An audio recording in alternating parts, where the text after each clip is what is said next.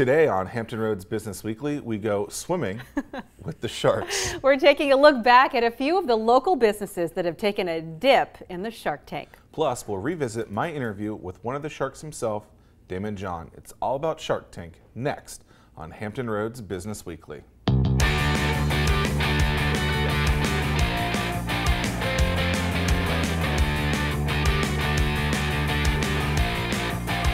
Hello and welcome to Hampton Roads Business Weekly. I'm Cheryl Tan. And I'm Zach Miller. Today, it's the best of Shark Tank. We're looking back at some of the local businesses and entrepreneurs who've appeared on the hit show.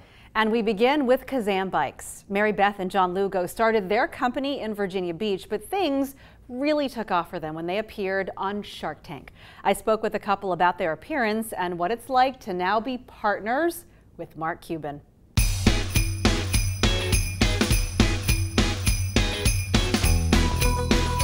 You may remember seeing Kazam Bikes on Shark Tank. Today we get the opportunity to speak with the company's owners, Mary Beth and John Lugo. Thank you both for letting us talk with you about your growing company. Thank you. Yeah, thank you for having us. So you were on Shark Tank in 2013, but of course it's not an overnight kind of thing. You actually started it several years before that, with the idea of bringing the balance bike to the United States market. John, talk with us about how you came up with this idea and why you decided this was the business.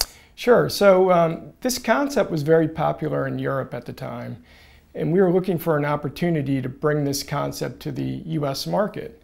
So what we did was we sat down and did a design of what we felt would be the best of breed of the balance bikes that were in Europe. Kazam was born from there. Let's talk Shark Tank. I heard that you sent your pitch and 4 hours later you received hello, welcome to the stage, or welcome to the tank. Right. Well, it was a process, but you know, John and I were both fans of the show. We watched it with our children, and I just had a very strong sense. One night we had watched maybe 3 episodes in a row, and I just had a really strong sense that this is something that we need to do. And so I had gotten online, looked at their website, found out that there was an email that I could send, you know, just a little bit of information about our company. So he went to bed, I stayed up late crafting my email. I did not send it because I just had a bit of nerves that maybe they would call us and I wasn't ready to send it. So I sent the email the next day at 1:30 and I got a call at 5:30 from the producers wanting to talk a little bit further about it. And from there, I think it was maybe 6 weeks before we actually filmed. So it was a pretty quick process. Incredible. And if you watch the segment, which I know you can access at your website, kazambikes.com, you'll know, I hope this is not a spoiler, that you did make a deal with Mark Cuban. So he's been a mentor for the two of you for the growth of your company. And he mentioned that the hard work doesn't end once you get the investment. It begins after. And I know you would agree with that. So what has that been like since his investment in your company? Oh, absolutely. You know, every day, come to work and, just pushing the ball down the field. It's it's been an amazing journey. And not only with the sales of our current balance bike, but looking for opportunities to innovate, come up with new products, diversify the portfolio. The field is very different in 2016 than it was when you started. Not so many balance bike companies in the U.S., but now there are quite a few, and we've talked about how the sales have plateaued a bit. Your first year you had sales of 300, second year 600, and then post Shark Tank 1.5 million. So congratulations. But I know you've noticed a bit of a plateau in the balance bike market. So what happens now for Kazam Bikes? Yeah, so we're trying to now identify complementary products such as helmets, knee and elbow pads. The next step up from a balance bike would be the logical pedal bike. So we've launched now a pedal bike. We're looking at opportunities to go into the scooter market. We're also looking at other foot-to-floor products for young kids. And what does that process look like as you try and create these complementary products?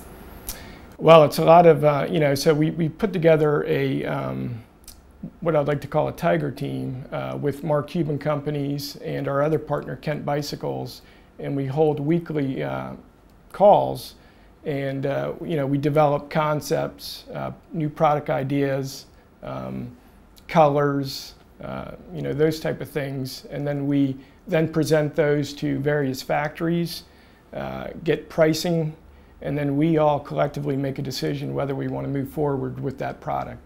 Nice, nice. So we should expect some changes, some new offerings from Kazam Bikes. Absolutely, absolutely. Fantastic. Congratulations, and thanks so much for talking Thank with you. us. Yeah, thank you. Yes, it's been a pleasure. Entrepreneur, author, speaker, shark. Here's my one-on-one with ABC Shark Tank Damon John. We talked about how he started his company FUBU and the role Hampton Roads played in getting it off the ground.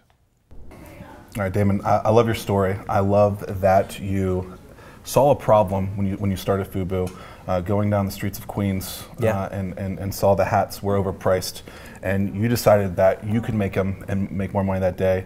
How did you know that you could actually execute and do that at that time? Well, I actually didn't know if I could do that. I knew that my mother taught me how to sew those hats, and I knew that I could then sell them to make a couple of dollars. But it wasn't until probably later on, maybe about 2-3 years after that, that I realized that there was something there. And I'm not certain the year, but believe it or not, it was here, Virginia Beach. I came down here for, at that time, Teddy Riley used to throw a big event. And I was down here, and the music artist, The Brat, had a song out. And I went up to her, and it was on stage. I happened to have some friends there, and I asked her, could she wear the product? And she said, oh, I've been looking for this forever. I'll wear it. Because I'd already placed it in a couple of videos, but that was the first time that I'd ever been able to actually interact with an artist. And then after that, it just kept happening, kept happening, kept happening. So you talk about one of the growth strategies for FUBU was you're able to get your clothing line in music videos and have other people do that. How are you able to get that in front of them, and what did you do specifically to convince them to take on a nobody, basically? Well, at that time, rap was very young and pure, and you can easily get around to the artists and their surrounding friends. But the reason why I had said from making the hats to 2-3 years later was I focused on the local celebrities, meaning the person that everybody looked up to in the community. That person could have been a high school football player. That person could have been somebody that owned a really great, cool clothing store, and they were selling everybody else's clothes. So that what we would call today influencers, the people that today, may not have a public stage like ABC or E Networks, but 5 million people follow them on Instagram because they just may be a mommy blogger, a mompreneur, a great chef, a foodie who talks about things, a blogger. So we always started with local entrepreneurs and or influential people. And then the artists, when they come back to their neighborhoods, go, what's all that stuff you're wearing? Yeah. Oh, you didn't know. You were so busy on tour, Mr. Big Shot. You should probably want to try to wear something like that. And that's how it worked. I've heard you in an interview before say that counterfeit clothing really helped you do that. When did you first see that counterfeit clothing was something, or that you could find that people weren't wearing genuine FUBU stuff, and how did that influence the growth? Well, counterfeit clothing, you have to look at it a couple of different ways. There are people that are going to make your product out there, and they're not going to pay you for it. And then there are people out there who, whether they couldn't afford your product, couldn't find it, they would have never been a customer anyway, that if the counterfeit, they buy that, then what happens is it's a form of a billboard, it's advertising, but it also is not taking a customer out of your market that you were going to obtain anyway. And the reality of it is, it's kind of, if you can't beat them, join them, because if you look at the counterfeit market, they do so much. You can go spend all your money in your company, all your profits trying to fight it, and you wouldn't put a dent in it. So find a way to use it to your advantage. When someone, a lot of people hear no and they quit. How have you taken no and turned it into a yes in business? Well, first of all, a no is always an absolute maybe to me.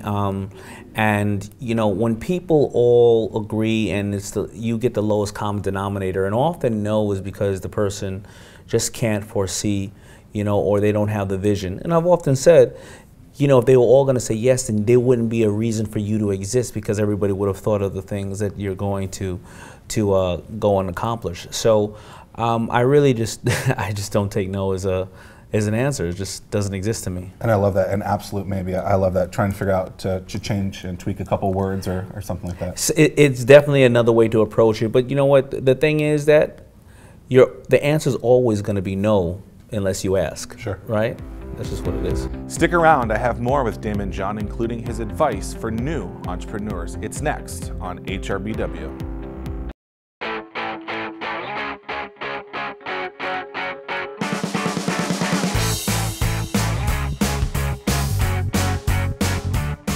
So you're here at Regent University.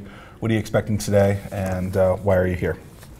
Well, you know, I'm here at Regent, and I'm here to thank everybody who has supported the Damon John Center for Entrepreneurship, and I'm here to also talk to the existing students and the new students about our courses and meet all the great professors, and give a speech that hopefully will inspire people to want to further their education in what I'm doing. And I want to thank Regent for having this agenda to take the mindset of entrepreneurship and make it something for the masses. Entrepreneurship is a huge thing in America right now. Yeah. A lot of people love it. Your show is one of the reasons why. Why is entrepreneurship so important, though, and how is it going to influence the way we do business for the next 10, 15 years? Well, you know, it just happens to be that it's brought to everything that happens today because of social media is kind of brought to the light. I don't believe that entrepreneurship is something that is just hot today. I mean, that's what this country is founded off of, to be honest. And I believe that it was the Kaufman Foundation that pointed out, I think between the years of 1983 to something like 1999 or even 2001, that 95% of the employment and of this country was done by companies 5 years and younger. So that's in the 83 all the way up to that point. So that doesn't mean that entrepreneurship is old. It's just another phrase to it. You know, I think it's very important. I think because it's the small businesses, the startups that feed America. I think it creates ingenuity, and it's why we are who we are as a country. We have that, what they call that black box in this country, where we are not questioned for challenging change. And I just think entrepreneurs are on the forefront of challenging change. You talked about social media a lot. Do you post your own social media, or do you have a team that does it for you? I post all my social media. There is a team that does other posting for me, but it's approved by me, and we go over it so that, you know, at certain times when I'm busy, but it's an amazing holiday or a day that we need to acknowledge something, we've already created some kind of graphic or something like that that goes up. But they go and they post it, but I have to approve it. But don't get me wrong, there are a lot of young, brilliant guys and girls that work on my team that we work back and forth, and I learn from them on how to post it. For someone that might be on the fence about starting a business, yeah, what piece of advice would you give them? Don't quit your day job. Go into the business as somewhat of a hobby at first, and set yourself some goals. If you're going to put 2 hours, 4 hours, 8 hours into it a week, and then turn around and say, when am I going to make this decision? 6 months into it, a year, because that time will start compounding, and they'll start to see if they really want to be part of this new venture or this new aspect, or do they want to just keep their day job. Just stick your toe into it. Don't go and leverage everything and mortgage the home and, you know, and quit your day job, and then you don't even know if you're passionate over this, if it's going to be successful or anything else. You have to do your homework, and you have to put in the time. We live in an area here, the Norfolk, Virginia Beach region, which is 3 large industries: military, tourism, and ports. Those are very kind of old industries. What would you say to them, those industries, to try and innovate and spur innovation and entrepreneurship for the growth of this region? Well, you know, listen, I always say that as much as there's the fundamentals, if you operate the fundamentals of it and you utilize this new world of technology and this new world of delivering a message to somebody, you can actually transform that business into being something new. So whether you had said to us, oh, well, you know, we're a service-based industry and we have limousines, and then somebody comes out with Uber in the town, there's always going to be a new form of delivery. So you just have to find out how to master what like you guys and girls have already mastered out here, because there's an infinite amount of knowledge in running those industries. And how do you put that together with a new form of delivery, a new technology, and then you get to master that? Great. Appreciate it. Thank you. Thanks much. Coming up, meet the entrepreneur who went before the Sharks when he was a teenager. But first, get ready for another Zach Hack. Hey, what's up everyone? Zach here for this week's Zach Hack. Clever name, huh? So in the past, I've told you to use the subject line of your email as a text message. And one way to personalize that even more is to add the person's name to the beginning or end of that. So let's say I'm trying to email Eric Olson of 8020. I would say, hey Eric, and then the message that I want, or the message and thanks Eric into that subject line. Why do you do this? Because you're personalizing it more and you're more likely to get the response that you want. For more information like this, head on over to startwithhatch.com. We're back with more after the break.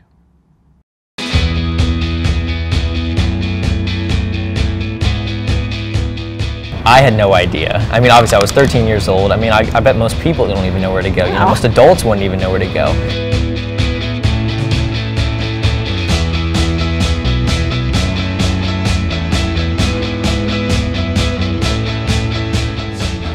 Carter, congratulations on being our Entrepreneur of the Week. Your story is truly incredible. And it starts with this. This is the Define bottle.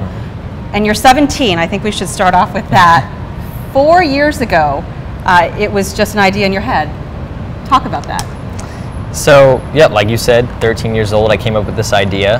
The problem was my mom, she got really into fruit-infused water, and she had one of those pitchers that you see at like hotels and spas. But whenever she left the house, she always grabbed a soda or a juice. So I wanted my mom to be able to take her favorite recipes to go. So I did some sketches on a little legal pad, on a napkin even, and pitched the idea to my parents, and here we are, 4 years later. 4 years later with a $1 million company. Yes. We should talk about that. First, explain to me how this works. This is so cool, and I know you mentioned to me this is what 200 iterations from that first idea on your napkin, but talk about how it works first. Okay, so what you're going to do is, and I can't obviously do it in full because of water, I don't have water, but you chop up your fruit, you put it in the bottom chamber right there. There's a strainer piece in the middle of the bottle which prevents your fruit from going to your mouth when you drink, so you don't get the pulp, the seeds, any of that nasty stuff in your mouth, but you still get the taste and that infusion of the fruit. And that's it. And it all comes apart, you can throw it in the dishwasher. That's the idea. Very simple, but I know the process to get to this was anything but. How do you go from a teenager with an idea to something like this, even a prototype of something like this? Well, I had no idea. I mean, obviously I was 13 years old. I mean, I bet most people don't even know where to go. You know, most adults wouldn't even know where to go. So there was a lot of help that was needed, and I went to my parents and did a couple Google searches, a couple hundred Google searches, and you know, found some people that could do prototypes, industrial designers. It took a long time and a lot of stress and a lot of hard work, but it happened. So let's talk about some of the things along the way that helped move you in front of people. You did a lot of things right. You were on Shark Tank, and so people might remember you from that. So talk about that first. Hello Sharks, my name is Carter Kostler. I'm from Virginia Beach, Virginia, and my company is the Define Bottle. Shark Tank was definitely, I think, one of the biggest catalysts for success for the Define bottle, really. You know, it instantly puts you on a national stage. You know, we did $250,000 in sales the night that it aired. Wow. That was a great experience. It was terrifying, obviously, in front of the Sharks. So young and... and you didn't take the deal, so... I did not. You didn't even take the deal, and you got that kind of exposure and the sales from it. Yeah, crazy experience. Denied the 40% deal, but you know, I ended up on top. You know, on top of the $250,000 in sales that night, we got emails from tons of people who were interested, tons of venture capitalists, tons of people who said, "Hey, I want your bottle in my store. I want your bottle here, there." So it blew up. It really did. So talk about where you can be seen. I know you've got a pretty robust website where you can purchase these, but you're in Target, you're in Dick's. We can find you on HSN. So how did you get in those places? And I think your strategy for doing that is so great. So talk about that. Well, really, for Target, for example, I just went on LinkedIn And I was kind of wishful thinking. I just messaged the buyers for Target, the product buyers, and my strategy was to get into the produce section for Target. And you know, the the super Targets, they have those, you know, with the produce section with a lot of fruit. And my thought was, hey, put it in the produce section. People will make the mental connection. Hey, there's fruit right here. There's the bottle. So have the bottle in a little stand or something right there. And I pitched that idea in my short little email, thinking that I'd never hear anything back. You know, I'm you know, just messaging a Target buyer. An email, right. And it happened within about a week, 10 days. I got a response back saying, let's fly you to Minnesota, you and your family, and you know, let's talk business. Awesome. Carter, great to talk with you. Thank you very much. And congratulations on being our Entrepreneur of the Week. Thank you very much. That wraps up another edition of Hampton Roads Business Weekly. Like us on Facebook and Instagram at HR Business Weekly. There, you will find segments from previous shows, plus some great behind-the-scenes pictures and videos. For Hampton Roads Business Weekly, I'm Zach Miller. And I'm Cheryl Tan. We'll see you next week. Hampton Roads Business Weekly, sponsored by Regent University and produced by ABC 13. That wraps up another edition of Hampton Roads Business Weekly. Like us on Facebook and Instagram at HR Business Weekly. There, you will find segments from previous shows, plus some great behind-the-scenes pictures and videos. For Hampton Roads Business Weekly, I'm Zach Miller. And I'm Cheryl Tan. We'll see you next week. Hampton Roads Business Weekly, sponsored by Regent University and produced by ABC 13.